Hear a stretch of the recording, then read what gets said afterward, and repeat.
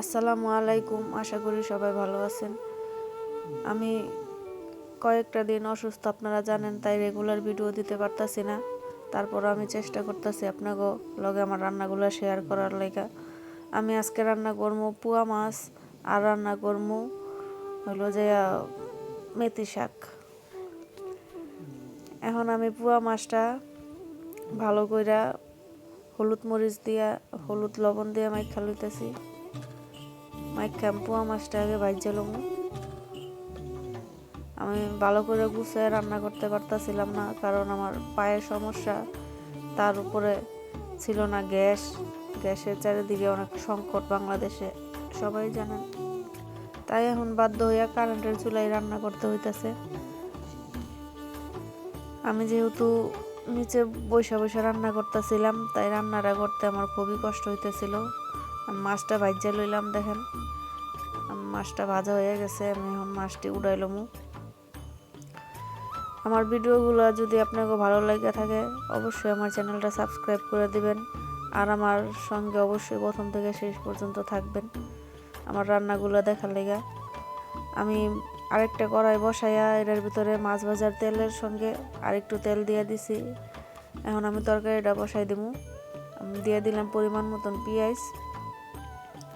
আমার পেঁয়াজটা একটু বেশি ভাজা হয়ে গেছে, আপনারা আর একটু কমায় ভাজা লইবেন। আমি দিয়ে দিলাম আদা রসুন বাটা আর দিয়ে দিছি পানি। এখন আমি এক এক করে গুঁড়া মশলাটি দিয়ে দিতেছি। আমি দিয়ে দিতেছি হলুদের গুঁড়া, ধনিয়া গুঁড়া আর মরিচের গুঁড়া দিয়া মশলাটা ভালো করে এখন কষাইলাম। দেখেন আমার মশলাটাও কষানো হয়ে গেছে। এখন আমি আলুগুলো দিয়ে দিতেছি।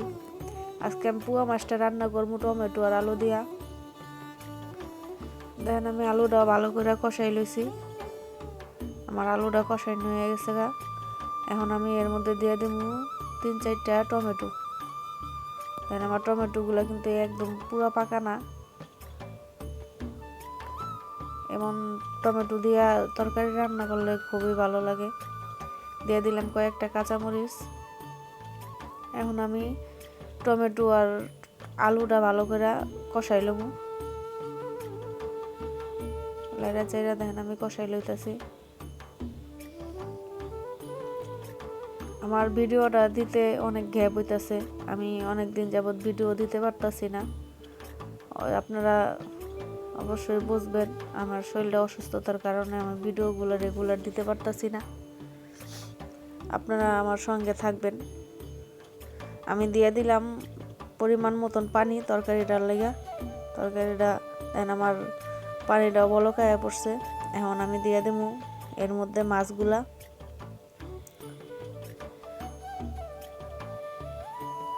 এই তরকারিটা রান্না করতে খুবই অল্প সময় লাগে, বেশি সময় লাগে না। সিম্পলভাবে আমি রান্না করতেছি। আমি যত তাড়াতাড়ি সম্ভব রান্নাটা করার চেষ্টা করি, কারণ আমি পাটা নিয়ে আমার বসে থাকতে খুবই কষ্ট হয়। তাই আমি এখন ইদানিং সিম্পল রান্নাগুলোই করি। দিয়ে দিলাম ধনেপাতা। আমার তরকারিটা হয়ে গেছে গা। এখন আমি ধনেপাতাটা দিয়া তরকারিটা নামাইলাম। দেখেন আমার তরকারিটা কতটা সুন্দর হয়েছে আর কতটা লোভনীয় হয়েছে। আশা করি আপনাকেও আমার রান্নাগুলো ভালোই লাগে। যদি ভালো লাগে অবশ্যই একটা লাইক করে দিবেন। আপনারা আমার ভিডিওতে লাইক করেন না কেউ, আমার খুবই কষ্ট লাগে। দেখেন আমি কত অসুস্থ শরীর নিয়ে ভিডিও করার চেষ্টা করি, আপনাগুলোকে শেয়ার করার চেষ্টা করি। আপনারা যদি একটা লাইক করে দেন, আমার এই কষ্টগুলো সার্থক হইব। আপনাগুলোকে ভিডিওটা শেয়ার করাও সার্থক হইব। অবশ্যই আপনারা আমার এই কষ্টের বিনিময়ে একটা লাইক করে দিবেন আর আমার চ্যানেলটা সাবস্ক্রাইব করে দিবেন যারা নতুন আছেন। আমি দেখেন মেথি শাকটাও রান্না করে লইতেছি। মেথি শাকটা একটু লবণ, পেঁয়াজ আর কাঁচামরিচ দিয়া বসাই দিছিলাম। দেখেন ডাইকা দিছিলাম, কত পানি উঠছে। আমার মেথি শাকটা আমি পানিটা শুকাই লইছি। দেখেন হয়ে গেছে আমার মেথি শাকটা। এখন আমি বাগার দিয়ে লম। আমি ভালো করে সব কিছু কইতে পারতাছি না, তারপর আপনারা ভিডিওটা দেখে বুঝে লইবেন আমি কেমনে কেমনে রান্না করছি। আমি এখন শুকনা মরিচ দিয়ে দিলাম তেলের মধ্যে, আর দিয়ে দিব রসুন কুচি আর পেঁয়াজ কুচি। রসুন কুচি আর পেঁয়াজ কুচিটা আমি একটু ভালো করে এটা লাল করে ভাজা লমু। দেখেন আমি লাল করে ভাজা লইছি। এখন আমি শাকটা দিয়ে দিব। আজকের রান্নাটা আমি আর বেশি কিছু করবো না, আমি এই 2 পদই রান্না করছি। যত জটখাটে সম্ভব তাড়াতাড়ি আমি এই 2 পদ রান্না করছি। রান্নাটা খুবই ভালোই হয়েছিল। আর যেহেতু কারেন্টের চুলায় রান্না করি, বিলের তো একটা সমস্যা আছে, তাই তাড়াতাড়ি রান্না করার চেষ্টা করি। আজকের রান্নাটা আমার এখানেই শেষ।